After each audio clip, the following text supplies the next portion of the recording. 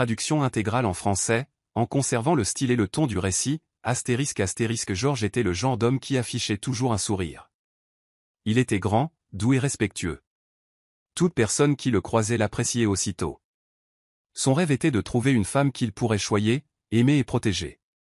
Pourtant, malgré sa gentillesse, Georges n'était pas toujours aisé.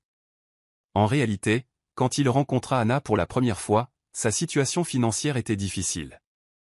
Un jour, en rendant visite à son ami Chic, il discutait de la vie dans le salon. « Georges, tu travailles tellement, » dit Chic en souriant. « Mais je pense qu'il te faudrait une femme pour équilibrer les choses. Tu sais, quelqu'un avec qui partager tes rêves. » Georges rit, secouant la tête. « Ce n'est pas si simple, Chic. Je voudrais quelqu'un, mais ce n'est pas comme si les femmes attendaient un gars comme moi. » Chic eut un air songeur. « J'ai une amie. Elle s'appelle Anna. Elle est belle, mais surtout très intelligente. Vous devriez peut-être vous rencontrer. » Au début, Georges hésita. Il luttait encore pour s'en sortir, son travail n'était pas bien payé et il économisait chaque dollar pour améliorer sa vie. Cependant, après quelques encouragements, il accepta de rencontrer Anna. Ils se virent dans un petit café la semaine suivante. Georges se sentit nerveux, mais en voyant Anna, il ne put s'empêcher de sourire. Elle était encore plus belle que ce qu'avait décrit Chic, ses longs cheveux bruns retombaient gracieusement sur ses épaules, et ses yeux sombres semblaient contenir tout un univers. « Salut, je m'appelle Georges, » dit-il en essayant de paraître sûr de lui. Anna le détailla du regard, un léger sourire aux lèvres. « J'ai beaucoup entendu parler de toi par Chic. » Ils s'assirent, commandèrent un café et entamèrent la conversation. À la surprise de Georges, le courant passa bien. Il appréciait l'ambition d'Anna, qui rêvait de parcourir le monde, de créer sa propre entreprise, et de se faire un nom. Georges trouvait ses aspirations inspirantes. Ils parlèrent des villes qu'ils aimeraient visiter. Georges avait toujours rêvé de voir New York, tandis qu'Anna était passionnée par l'idée d'aller à Paris. Avec le temps, Georges et Anna se rapprochèrent. Ils commencèrent à se fréquenter et, un moment, tout se passait bien. Georges la traitait avec la plus grande attention, s'assurant toujours de son bonheur. Si elle souhaitait aller au cinéma, il l'emmenait, même s'il n'avait pas les moyens de lui offrir du pop-corn. Si quelque chose était à réparer dans son appartement, Georges accourait, sans poser de questions. Il était de ceux qui préfèrent prouver leur amour par des actes plutôt que des paroles. Mais à mesure que leur relation avançait, Anna remarqua les difficultés financières de Georges. Il ne pouvait pas systématiquement l'emmener dans des restaurants chics ni lui offrir de luxueux cadeaux. Les petites attentions délicates, comme lui apporter des fleurs ou cuisiner pour elle, ne semblèrent plus suffire à Anna. Un soir, après une longue journée de travail, Georges emmena Anna dans un petit restaurant de quartier, le seul qu'il pouvait s'offrir.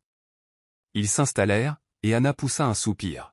« Georges, pourquoi mangeons-nous toujours dans ce genre d'endroit ? Tu ne crois pas que je mérite mieux ?» demanda-t-elle d'une voix teinte de frustration. Georges leva les yeux de son menu, surpris. « Je pensais que tu aimais cet endroit. Je sais que ce n'est pas très chic, mais la nourriture est bonne et on peut profiter d'un moment tranquille. » Anna fronça les sourcils, croisant les bras. « Ce n'est pas la nourriture, Georges. Je veux être traitée comme une reine. Je vois mes amis se rendre dans des restaurants haut de gamme, porteurs des rebords de prix. Et moi, je suis là, assise dans un petit café, à siroter un café bon marché. » Georges sentit son estomac se nouer. Il ne savait que répondre. Pour lui, l'essentiel était de passer du temps ensemble, peu importait le prix du repas. « Je fais de mon mieux, Anna, » dit-il doucement. « Je n'ai pas beaucoup de moyens, mais je travaille dur. Je te promets que les choses s'amélioreront. » Anna leva les yeux au ciel. « Des promesses, Georges. Tu ne fais que promettre. Je ne peux pas attendre éternellement. » Après cette soirée, les tensions grandirent entre eux. Anna s'éloigna, trouvant des excuses pour éviter Georges. Elle ne répondait plus à ses appels, et lorsqu'il parlait, elle se plaignait, comparant Georges à des hommes plus fortunés. Un soir, Georges alla chez Anna pour la surprendre. Il lui apporta des fleurs, comme au début de leur relation. Il frappa, Anna ouvrit, mais sans sourire. « Georges, qu'est-ce que tu fais là ?» demanda-t-elle d'un ton neutre. « Je t'ai apporté des fleurs, » répondit Georges, en les lui tendant. Anna ne posa même pas le regard dessus. Elle recula pour le laisser entrer, sans chaleur dans ses gestes. « Georges, il faut qu'on parle, fit-elle en s'asseyant sur son canapé. Georges sentit son cœur se serrer. Il devinait l'issue, mais il s'accrocha à l'espoir. Que se passe-t-il? Anna soupira, se massant les tempes. Je crois que ça ne marche plus entre nous. Regarde où on en est. Tu ne peux même pas m'inviter à un bon dîner. Et moi, j'ai besoin de plus que de simples promesses. Je suis fatigué d'attendre que tu remettes ta vie sur pied. Georges ressentit comme un seau d'eau glacée sur lui. Il resta un instant sans voix. Mais Anna, je travaille dur. Je t'aime, et je m'efforce de construire un avenir pour nous. Anna secoua la tête. L'amour ne suffit pas, Georges. Il me faut un homme qui puisse me prendre en charge maintenant, pas dans un futur incertain.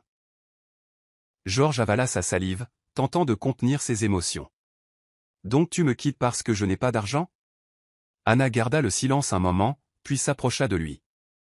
Oui, Georges, j'ai besoin de plus que ce que tu peux m'offrir. Je suis désolé. En entendant ces mots, le monde de Georges s'effondra. Il quitta la maison d'Anna ce soir-là, le bouquet encore à la main. Il n'arrivait pas à croire que tout soit terminé.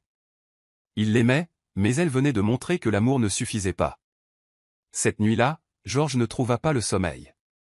Il ressassait leur conversation, cherchant comment Anna, la femme qu'il avait tant aimée, pouvait être aussi obsédée par l'argent. Il savait qu'il n'était pas riche, mais qu'il faisait tout son possible, économisant le moindre sou pour leur avenir. Jamais il ne s'était senti aussi abattu. Le jour suivant, Georges se décida à clarifier ses pensées. Il partit marcher longuement dans la ville, tandis que le soleil se couchait, enveloppant les immeubles d'une lueur dorée. En chemin, il réfléchit à sa vie, à ses rêves, à ce qu'il voulait vraiment. Il réalisa que, même s'il aimait Anna, il ne pourrait pas modifier ses valeurs. Elle désirait la richesse et le luxe dès maintenant, et Georges ne pouvait pas le lui offrir. Mais cela ne signifiait pas qu'il en était incapable. Plus déterminé que jamais, il se replongea dans son travail, acceptant des missions supplémentaires, travaillant tard le soir. Il apprit tout ce qu'il pouvait de son secteur, lisant des ouvrages spécialisés, participant à des séminaires, se construisant un réseau de professionnels. Ce n'était pas aisé. Georges se sentait souvent épuisé, mais il ne lâchait rien. Il savait que la réussite ne se construisait pas du jour au lendemain et qu'il était prêt à se battre.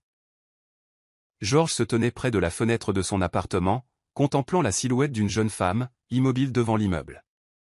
Elle n'avait pas bougé de la journée, debout là, dans ses élégants vêtements de créateur. Intrigué, Georges l'observait depuis des heures, sans parvenir à comprendre sa présence. Elle paraissait si belle, si raffinée, comme venue d'un autre monde. Pourtant, elle semblait perdue, déplacée. Qui est-elle?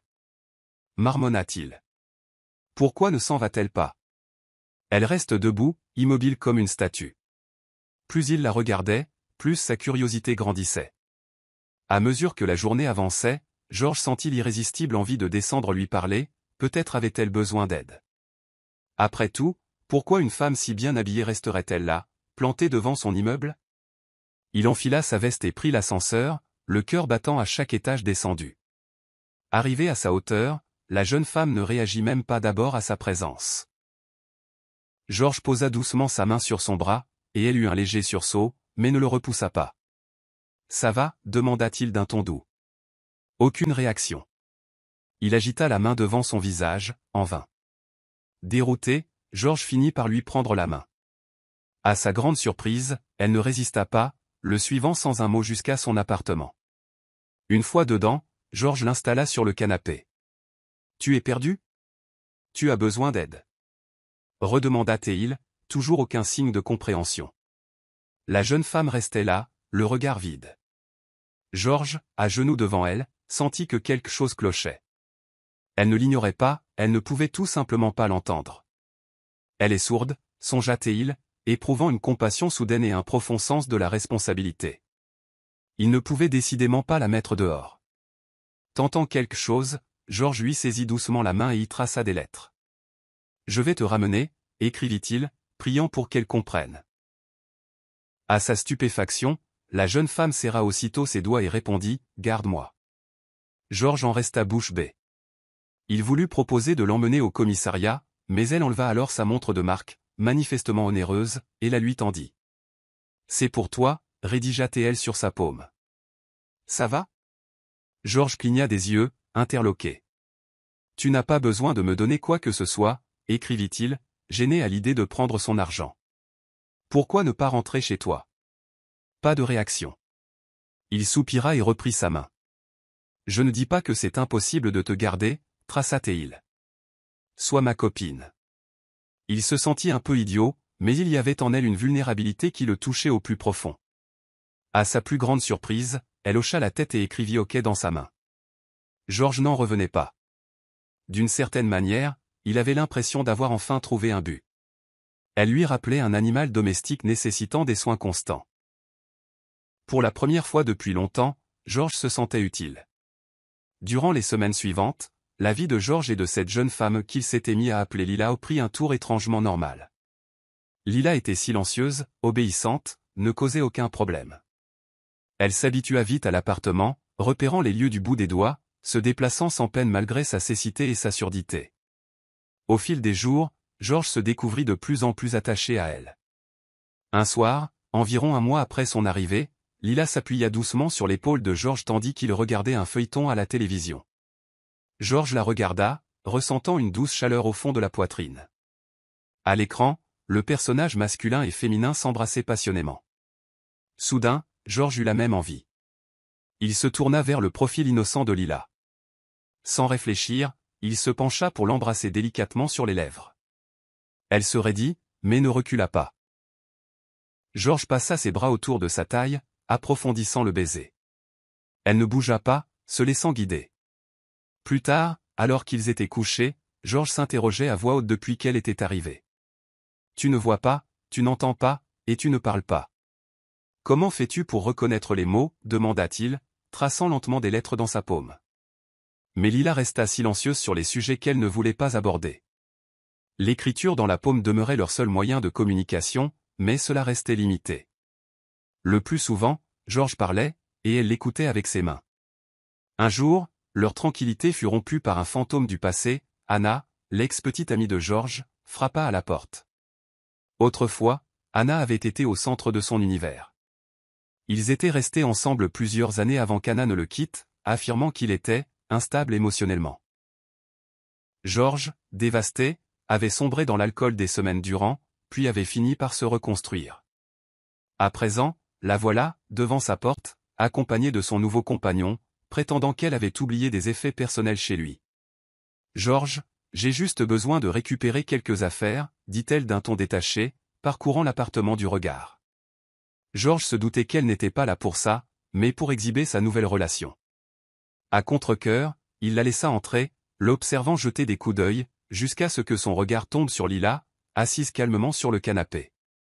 L'expression d'Anna se décomposa aussitôt. Elle serra les poings, manifestement furieuse.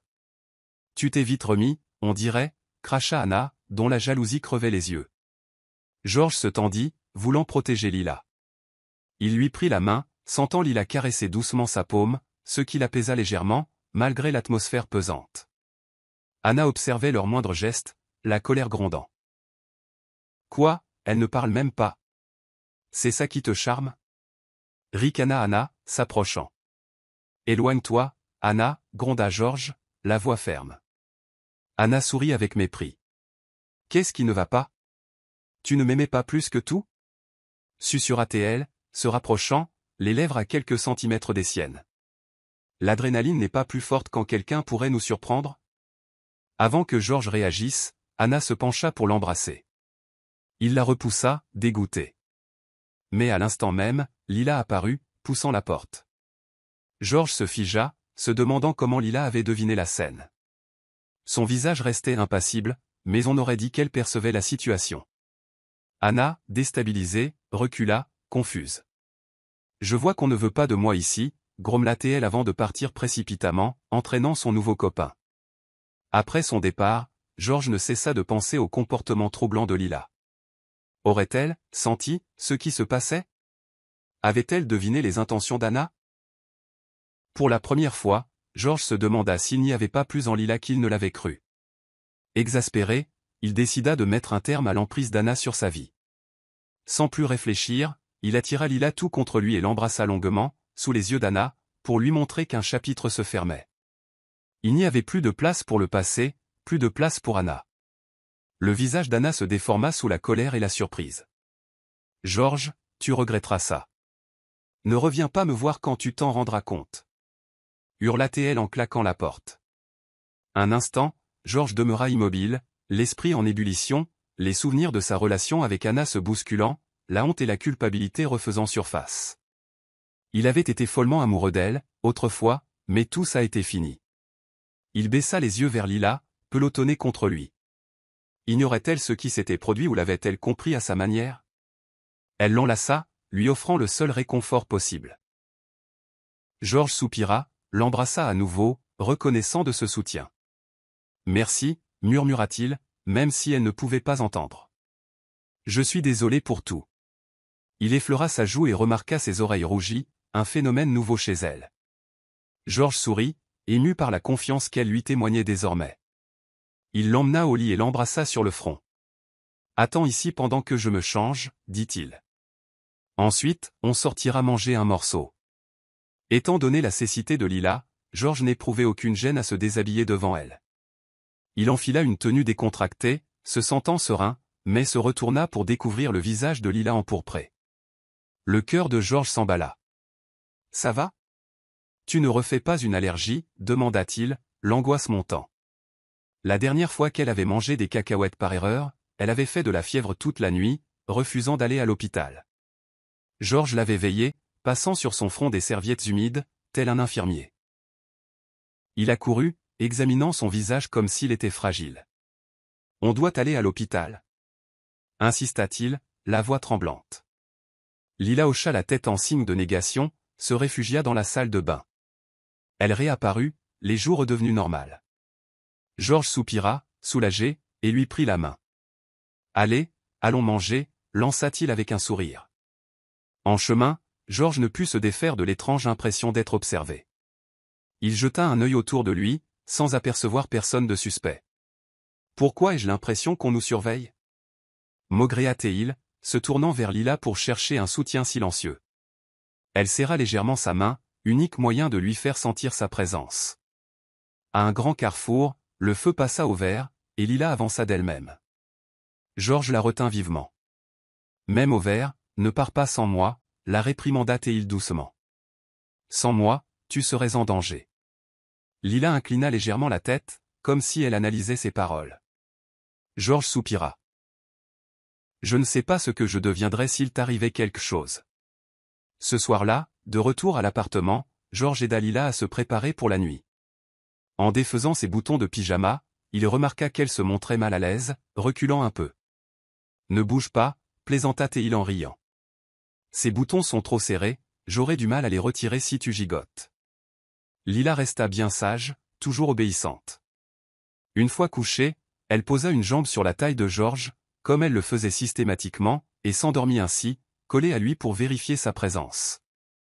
Certains matins, Georges se réveillait, tout son corps recouvert par le sien, doux et chaud. Il n'aurait jamais su si Lila, parfois, était gênée, car elle ne pouvait pas le lui dire. Mais cette nuit-là, elle ne semblait pas dormir sereinement. Georges se tourna sans cesse, peinant à trouver le sommeil face à son agitation. Aux premières lueurs du jour, il la baisa tendrement, comme chaque matin, et vit de légères cernes sous ses yeux. Il voulut caresser son visage, mais elle ouvrit soudainement les yeux et le fixa, comme si elle le regardait vraiment, ce qui était pourtant impossible. Interloqué, Georges écarta cette sensation étrange et l'embrassa à nouveau, espérant la calmer. Elle l'entoura de ses bras et ronronna doucement, son langage pour exprimer que tout allait bien. Au fil du temps, Lila s'habitua davantage à l'appartement de Georges. Elle apprit des tâches simples, comme sortir la poubelle ou éplucher des pommes. Georges, cependant, restait inquiet à l'idée qu'elle puisse se blesser. Un jour, voyant Lila sur le point d'éplucher une pomme, il lui arracha le couteau des mains. Elle le chercha à tâtons et, constatant sa disparition, fit la moue. « Tu es en colère ?» plaisanta Georges, se tenant à côté d'elle. En guise de réponse, Lila saisit son bras et le mordilla dans le cou. Georges, stupéfait, s'immobilisa avant de rire. « Et, pourquoi tu me mords ? Tu es un chiot ? la taquina-t-il. Un léger sourire apparut sur les lèvres de Lila, rare instant de joie visible. Leur quotidien prenait une allure de couple normal, et Georges découvrait qu'ils s'attachaient émotionnellement plus qu'il ne l'aurait cru. Enna, ou Anna, selon la version précédente, mais le texte la mentionne comme Enna à présent, revint plusieurs fois dans la vie de Georges, cherchant à rallumer la flamme. Georges, que fais-tu avec une femme à la fois aveugle et sourde? L'interrogea-t-elle un jour, la voix chargée de frustration. J'ai rompu avec mon copain. On pourrait se remettre ensemble? Georges la dévisagea, mi-compatissant, mi-agacé. Même si elle est aveugle et sourde, Lila est meilleure que toi, Enna, répliqua-t-il calmement. Je t'ai aimé un temps, mais c'est fini. Enna n'eut pas le temps de répondre, quelqu'un bouscula Georges par derrière. Il se retourna, prêt à rouspéter, mais sa colère tomba en voyant Lila, tenant un sac poubelle. Chérie, comment es-tu sortie? Demanda Georges avec douceur, enlaçant sa taille pour la protéger. Il jeta un regard froid à Enna. Je l'aime à présent, énormément, et je ferai n'importe quoi pour elle.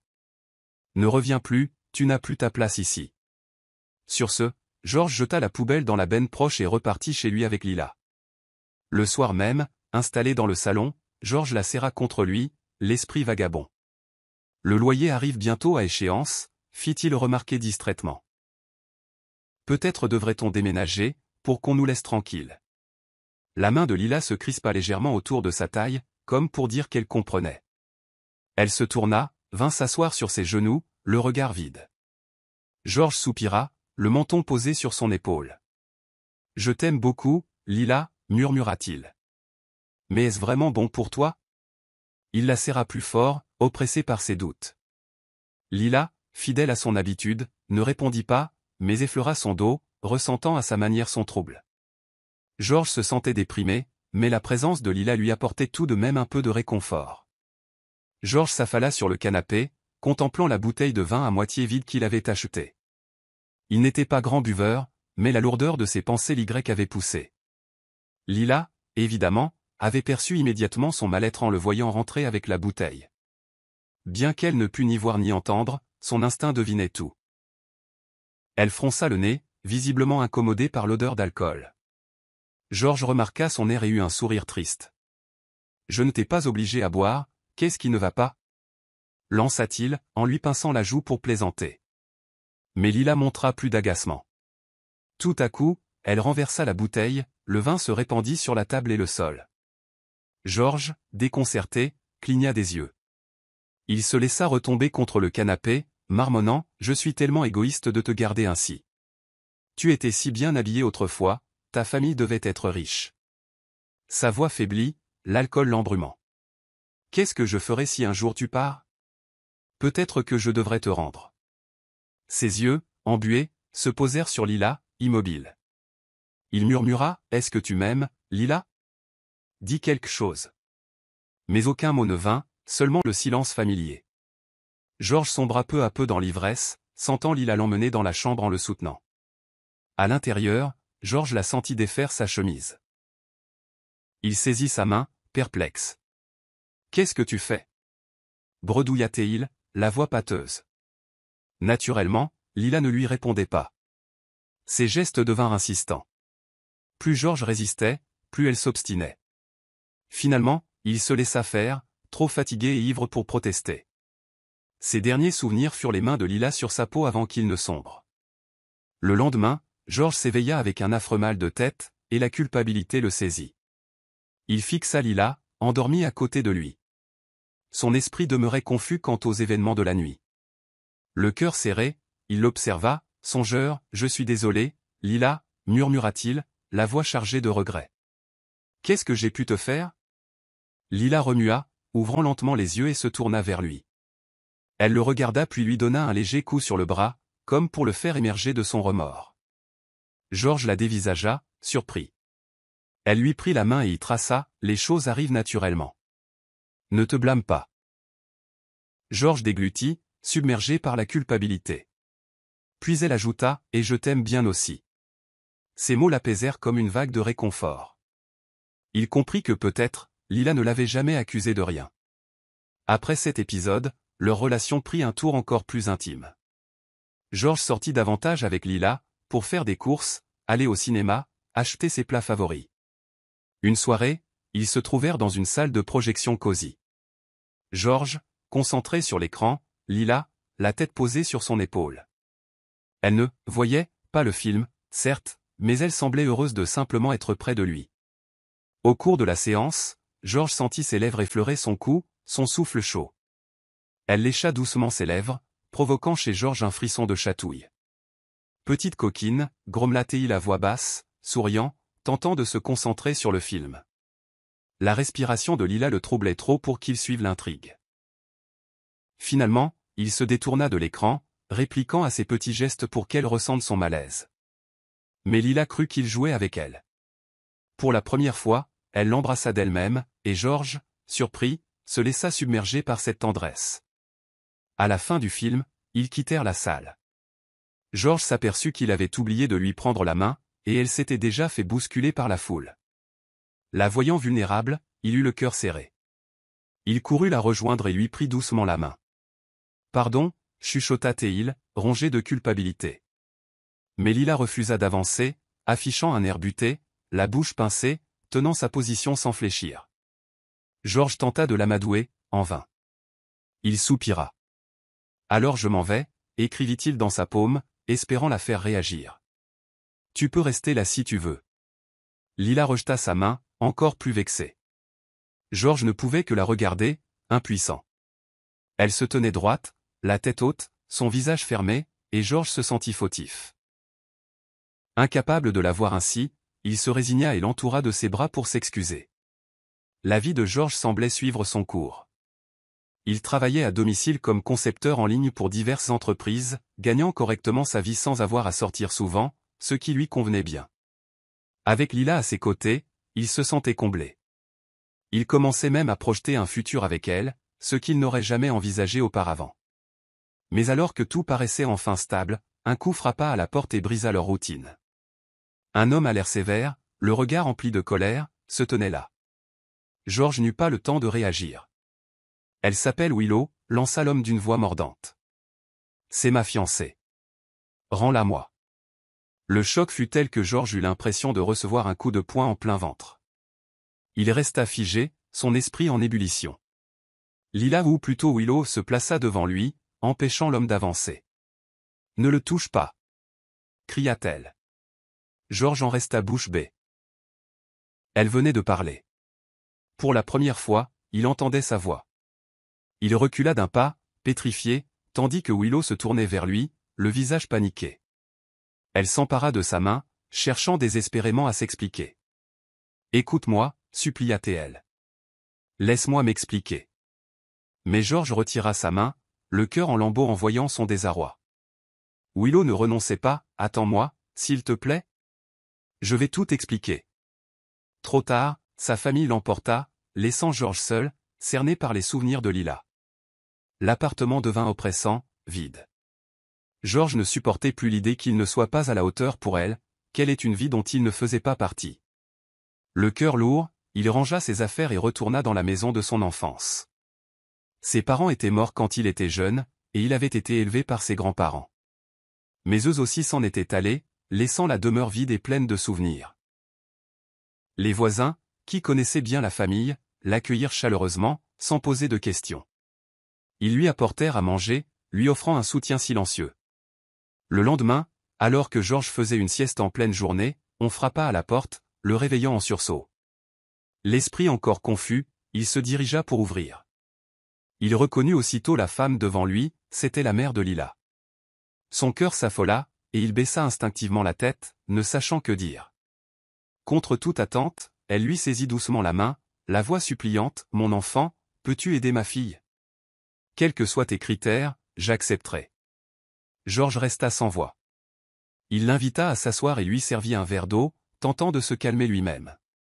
Elle poursuivit ses explications, son mariage avec cet homme était arrangé. Un mariage malheureux qui lui a fait beaucoup de mal. Georges écouta en silence, le cœur en miettes pour Lila. Il était déchiré entre l'amour qu'il lui portait et la découverte de son pénible passé.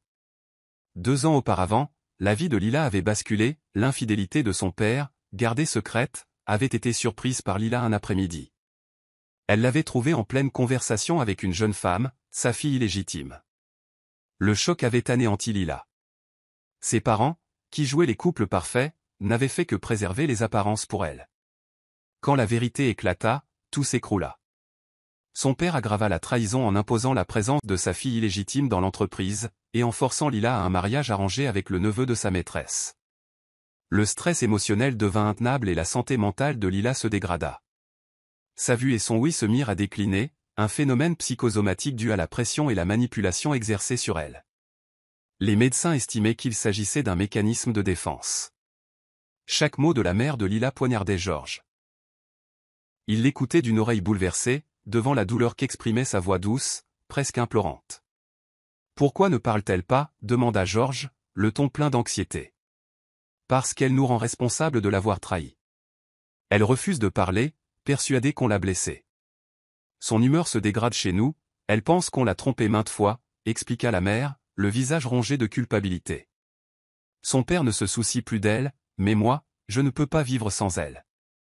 Je n'ai qu'une fille. Je t'en supplie, aide-la. Les larmes lui montèrent, prête à s'agenouiller. Tante, ne faites pas ça, s'écria Georges en se levant pour l'en empêcher, peiné de la voir dans cet état. Laissez-moi y réfléchir, donnez-moi un peu de temps. La mère de Lila s'épongea les yeux et acquiesça avant de partir, le désarroi pesant sur ses épaules. Georges resta assis, le cœur lourd. Au bout d'un moment, il sortit pour retrouver un peu de clarté. À son arrivée devant son appartement, Georges aperçut la personne qu'il souhaitait le moins croiser, Anna, qui lui barrait l'entrée, arborant un rictus suffisant. « Tu pensais que Lila était un trésor » railla Anna. « Tu ne t'attendais pas à ce qu'elle ait déjà un fiancé » Georges, à bout de patience, « Tu es là juste pour me dire ça » demanda-t-il froidement, cherchant à passer. Anna l'arrêta d'un geste. « Pas seulement. C'est moi qui ai prévenu sa famille, pour qu'il la récupère, dit-elle avec malveillance. » Georges sentit la colère l'envahir. « Anna, si tu en as après moi, c'est à moi qu'il faut en prendre. » « Ne mêle pas Lila à ça, » répliqua-t-il entre ses dents, la voix tremblante de fureur contenue. Lila était son seul ancrage, la raison pour laquelle il ne perdait pas le contrôle. « Ne crois pas t'en tirer si facilement, Georges, » siffla Anna, le regard haineux.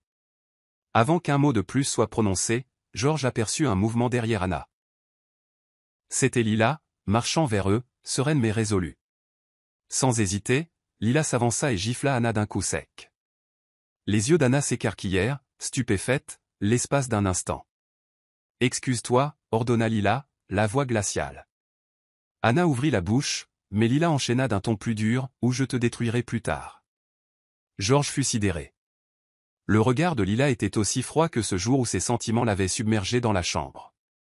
Anna, intimidée, ne put qu'articuler des excuses confuses avant de s'enfuir. Georges voulut parler à Lila, mais à peine ouvrit-il la bouche qu'elle s'effondra dans ses bras, brûlante de fièvre. « Pourquoi es-tu si chaude » marmonna Georges, paniqué en la soutenant. Sans réponse, elle s'alourdissait entre ses bras, jusqu'à s'évanouir totalement. Georges, affolé, appela l'ambulance et ne la quitta pas, tenant sa main fermement pendant le trajet. Même en plein délire, Lila ne lâcha pas prise.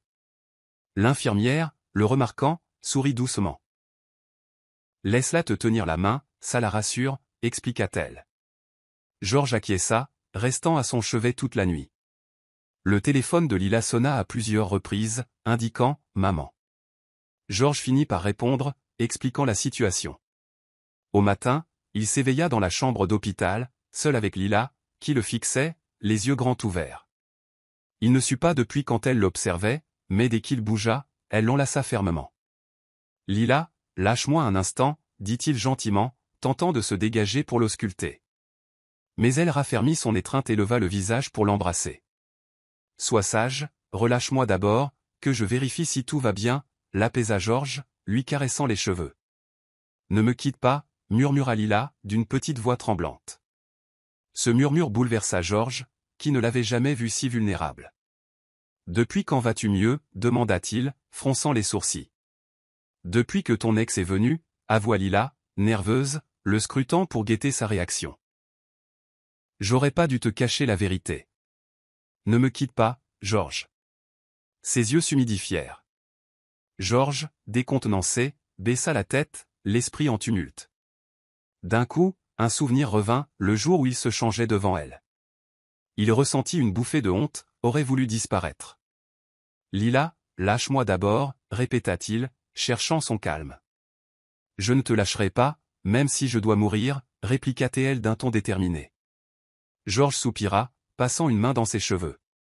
Tu es stupide? Et si je voulais juste ton argent? Si tu n'avais voulu que mon argent, ça aurait été plus simple pour moi, lâcha Lila, un doux sourire effleurant ses lèvres. À ce moment, la mère de Lila entra dans la chambre. Georges se recula vivement, comme un ado surpris en faute, et Lila, craignant qu'il s'en aille, afficha un air inquiet et contrarié. Lila, lâche, dit Georges plus doucement. Le regard de Lila se troubla de tristesse, mais elle obéit. Georges se tourna vers sa mère, l'air embarrassé, et lui sourit. Elle acquiesça, compréhensive, avec un petit sourire complice.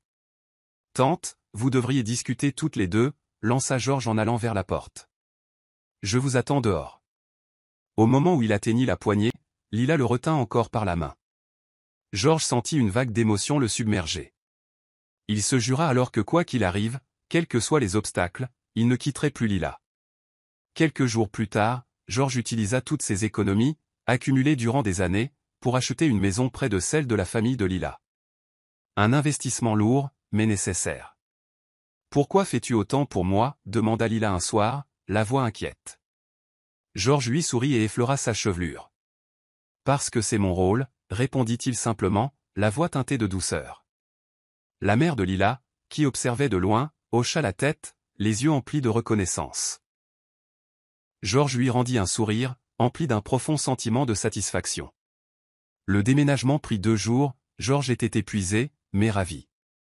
Ces derniers mois, il les avait vécus auprès de Lila. Malgré certains changements, elle demeurait une femme de peu de mots. Souvent, elle préférait rester silencieuse, levée contre lui.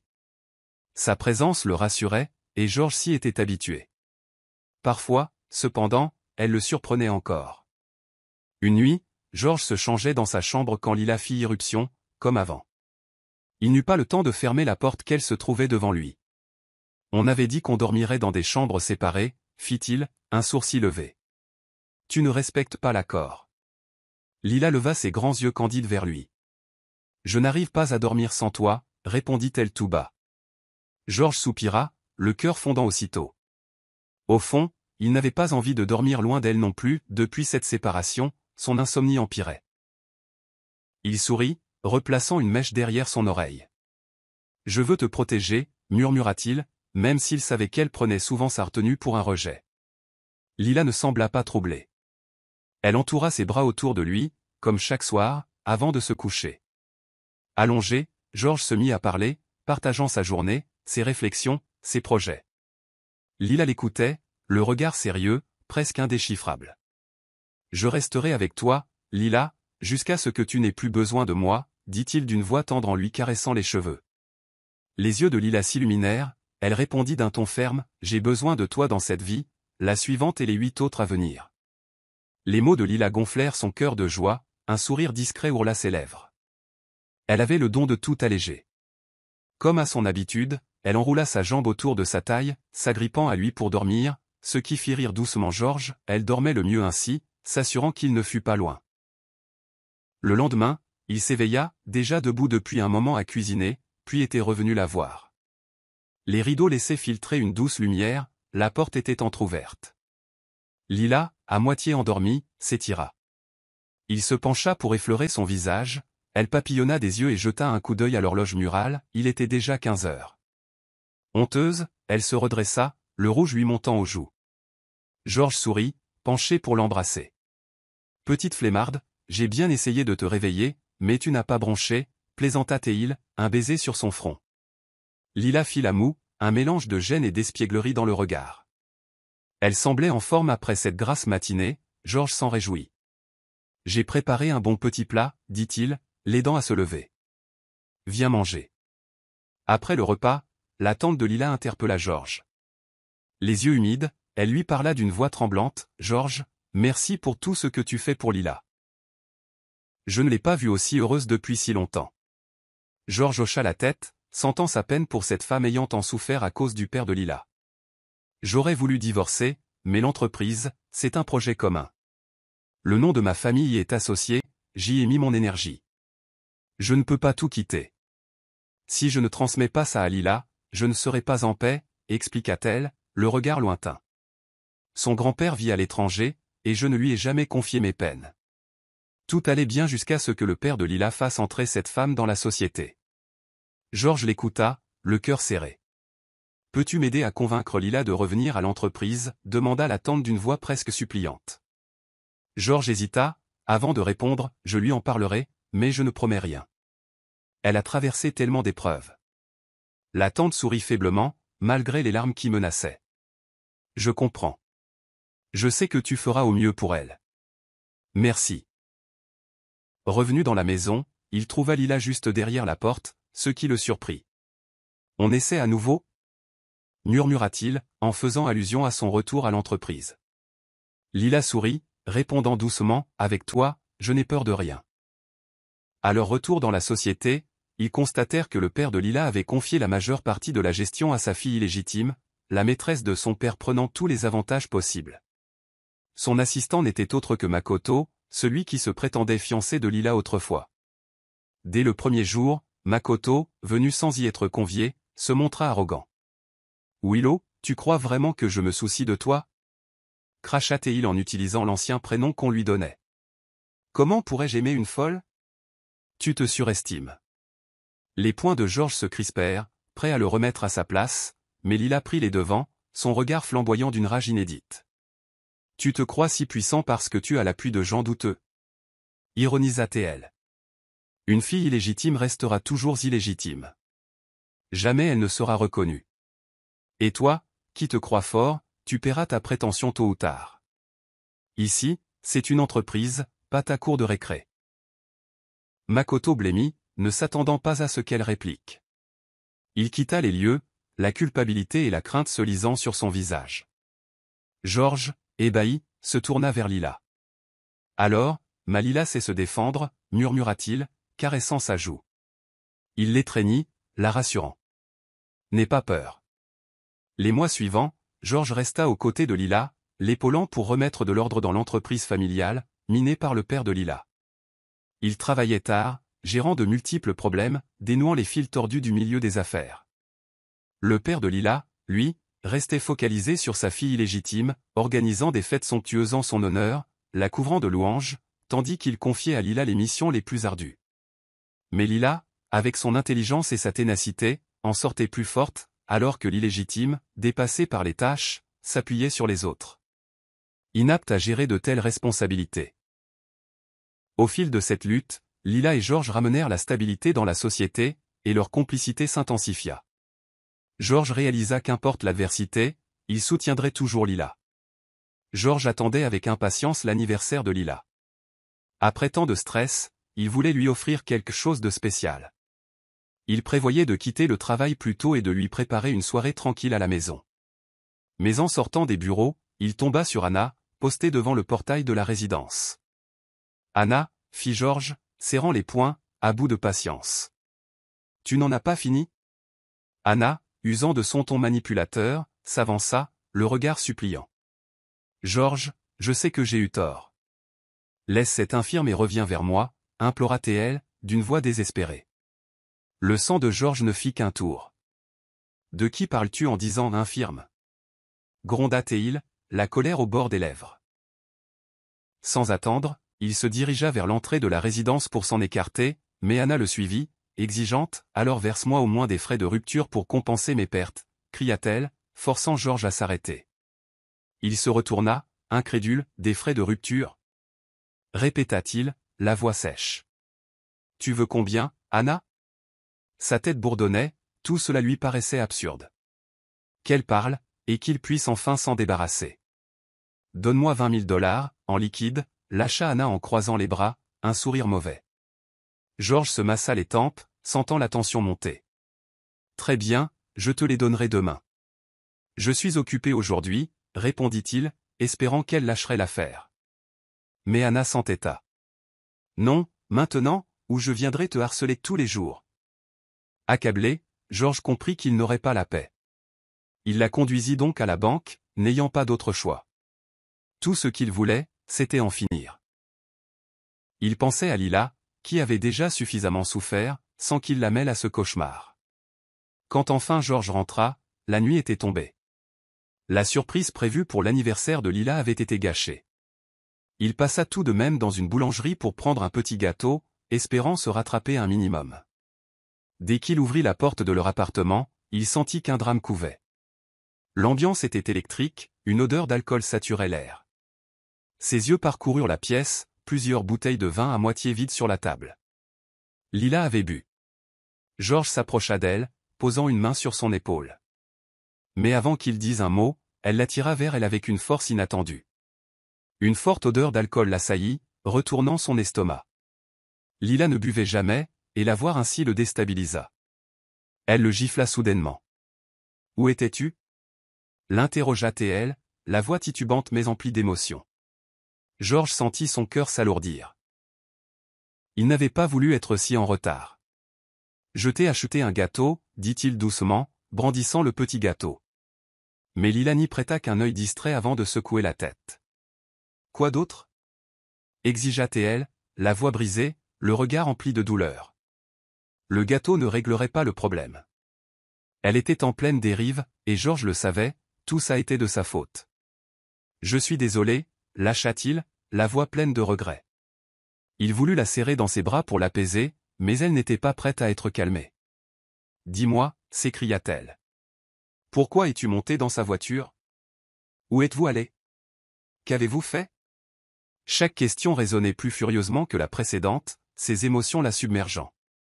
Georges tenta de la prendre dans ses bras, de lui expliquer. « Lila » s'écria-t-elle, « tu réalises enfin que je suis vraiment folle ? Je te fatigue ? Tu comptes encore m'abandonner ? » L'alcool déliait sa langue, ne lui laissant aucune chance de parler. « Willow » l'appela Georges, usant de ce nom d'autrefois, espérant la ramener à la raison. Elle se figea, les yeux agrandis. « Je t'aime, Lila » lâcha Georges fermement, la serrant contre lui. « Seulement toi. Je ne pense pas que tu sois folle. Être avec toi me rend heureux, et je ne te quitterai pas. Tu comprends ?» Ses paroles se voulaient stables, cherchant à l'atteindre malgré l'alcool et la peine. Lila, secouée, s'abandonna finalement à ses larmes, sanglotant dans ses bras comme une enfant. Georges la tint fermement, lui caressant les cheveux, la laissant vider son chagrin. « Je voulais te faire une surprise » poursuivit-il d'une voix triste. « Mais Anna est réapparue, j'ai dû aller à la banque avec elle pour nous laisser tranquilles. Je suis désolé. » Lila s'agrippait à lui, craignant qu'il s'échappe. « Makoto a envoyé des photos dans ma boîte mail professionnelle, » souffla-t-elle. « Je n'ai pas pu me contrôler. » Sa voix tremblait, pleine de désarroi. Quand Georges la sentit plus calme, il lui tapota doucement le dos. « Allez, relève-toi. Tu as faim ? Je te prépare un truc à manger. » Mais Lila ne le lâcha pas, serrant plus forte encore, le visage contre sa poitrine. Georges eut un sourire tendre, lui caressa la tête et se leva pour lui concocter une soupe spéciale, gueule de bois. Elle le suivit en cuisine, l'enlaçant par derrière tandis qu'il cuisait. Même en cuisinant, elle refusa de le lâcher. Ce soir-là, dans le lit, Georges s'installa sur son côté, s'attendant à une certaine distance. Mais quelque chose clochait. Bientôt, il la ramena contre lui, la serrant. « Je n'aurais pas dû douter de toi, » murmura Lila, la voix emplie de remords. « Mais s'il te plaît, Georges, tu dois tout me dire. Ne me cache rien. » Georges la tourna, l'embrassa sur le front. « D'accord, » répondit-il, faisant le serment de ne plus rien lui dissimuler. 2 ans passèrent. Lila avait gagné en force, mais la vie restait rude. Makoto et sa cousine persistaient à leur gâcher l'existence, exhibant leur couple, s'invitant partout pour semer la zizanie. Georges et Lila vivaient presque dans l'entreprise, tentant de sauver les projets abandonnés par le père de Lila. « Regarde ces 2 dossiers, » dit Georges, s'approchant du bureau de Lila avec des documents. Il commence enfin. Lila, épuisée, jeta le dossier, se leva et vint se blottir contre lui, la tête contre son torse.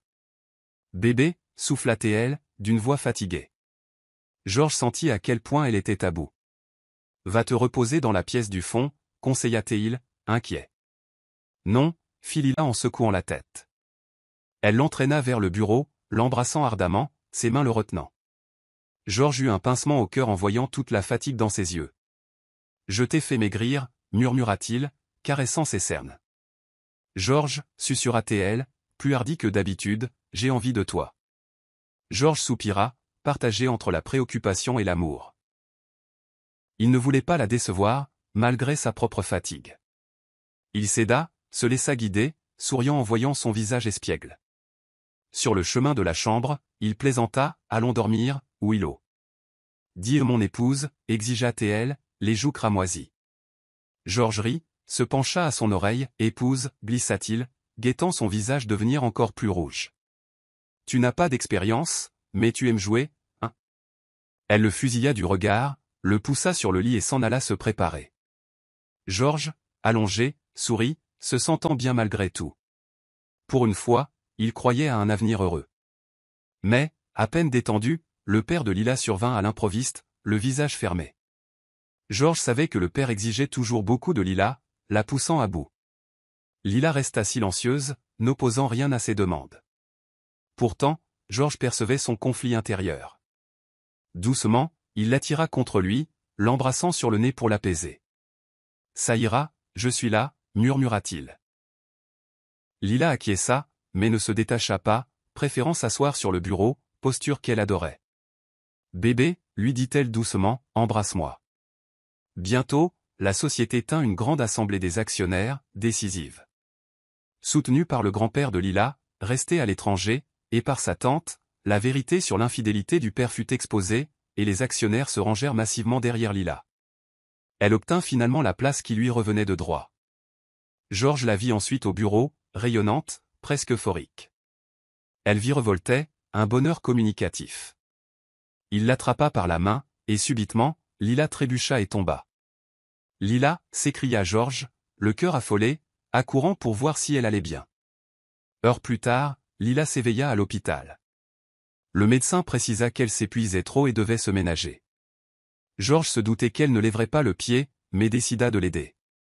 Lorsqu'elle tendit la main vers sa tablette, il la réprimanda d'un regard. « J'ai des choses urgentes », s'excusa Lila, déterminée. Avec un soupir, Georges lui passa la tablette. La première chose qu'elle fit fut de licencier la fille illégitime et Makoto. La seconde, programmer des interviews médiatiques, ce qui ne lui ressemblait pas. Georges ne comprit pas trop, mais la laissa faire. Tandis que Lila répondait aux journalistes, son père, apprenant la nouvelle, débarqua furibond, accompagné de Makoto et de l'illégitime. Mais face aux caméras, ils s'éclipsèrent, incapables de sauver la face. Enfin, un peu de paix. Peu après, Georges et Lila décidèrent de partir à l'étranger. Ils préparaient le voyage, réservant des hôtels sur Internet, quand Georges l'emmena prendre l'air dans la banlieue. Ils garèrent la voiture et restèrent près d'un chemin bordé de feuilles mortes. Georges ôta délicatement une feuille dans les cheveux de Lila et l'embrassa sur le front. « Tu n'as plus à t'en faire pour eux », murmura-t-il, évoquant son père et ceux qui l'avaient blessé. Lila leva vers lui un regard empreint de tristesse, comme si elle portait encore cette rancune.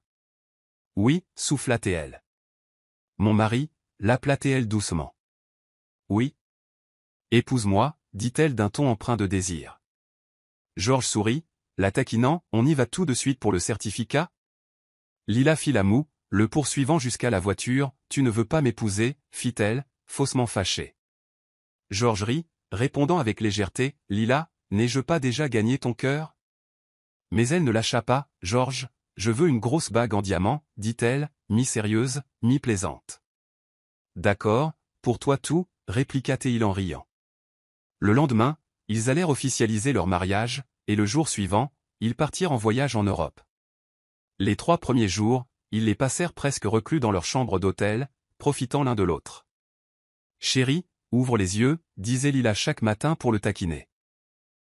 Une fois, alors qu'ils dînaient au restaurant, une femme étrangère aborda Georges pendant l'absence de Lila. Quand Lila revint, furieuse, elle refusa de manger. « Je l'ai repoussée », tenta d'expliquer Georges. « Je ne te crois pas », répliqua Lila, la jalousie au bord des lèvres. C'était son caractère, et Georges trouvait ça touchant. Pour se faire pardonner, ils jouèrent à un petit jeu absurde en rentrant à l'hôtel, et elle finit par céder. Georges commanda un lit entier de snacks pour elle, et ses yeux pétillèrent en voyant tout ce qu'il avait prévu. Elle croqua des chips, puis s'amusa à poser son pied sur le visage de Georges, qui saisit sa cheville, renversant tous les chips sur elle. Elle s'allongea, feignant un air désespéré, tandis que Georges ramassait les miettes, en extirpant même quelques-unes tombées dans ses vêtements. Leurs rires discrets emplirent la chambre. 3 jours plus tard, leur vrai périple commença. Ils parcoururent des sites magnifiques, Georges photographia Lila sous toutes les coutures. À un moment, Lila, contemplant un paysage grandiose, soupira, « C'est splendide ici. » Georges, la regardant elle plutôt que le décor, sourit, « Pas autant que toi, » murmura-t-il, la faisant rougir. Ils étaient partis à 2 et revinrent à 3. 3 ans plus tard, Georges se trouvait dans son bureau, son regard suivant les déplacements de leur enfant, qui essayait de ramper sur le bureau. Parfois, il n'en revenait pas du chemin parcouru.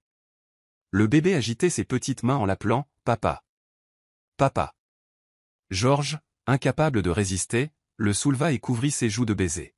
« Tu es trop mignon. Tu me distrais complètement », le taquina Théil. Lila et sa mère entrèrent, riant, alors que le bébé s'endormait dans les bras de Georges. Mais à peine Georges se leva Théil que le petit se réveilla en grognant. La mère de Lila le prit, tandis que Georges se tournait vers son épouse. « Épouse, ne crois-tu pas me délaisser un peu ?» lança Georges, mi-plaisant, mi-sérieux.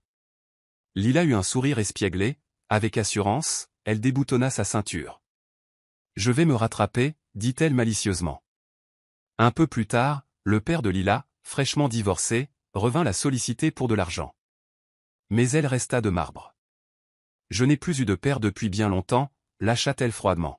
« Tu es mort pour moi le jour où tu m'as poussé à bout après ta trahison. » Georges apprit que Makoto et la fille illégitime avaient été ridiculisées par la presse, au point de ne plus oser sortir. Finalement, chacun paie le prix de ses actes. Le père de Lila ne s'intéressait qu'à l'argent, Lila, elle, avait autrefois espéré un peu d'amour paternel. Un soir, elle se confia à Georges d'une voix douce et pensive, « Je ne voulais pas en arriver là, mais il m'a poussé au bout. Sans toi, ce jour-là, si tu ne m'avais pas recueilli. » Elle marqua une pause, la voix tremblant. « Je serais morte. » Georges la serra très fort, comprenant à quel point leurs chemins s'étaient croisés, changeant leur destinée. Il l'embrassa sur le front, « Lila, moi non plus, je ne pourrais pas imaginer vivre sans toi.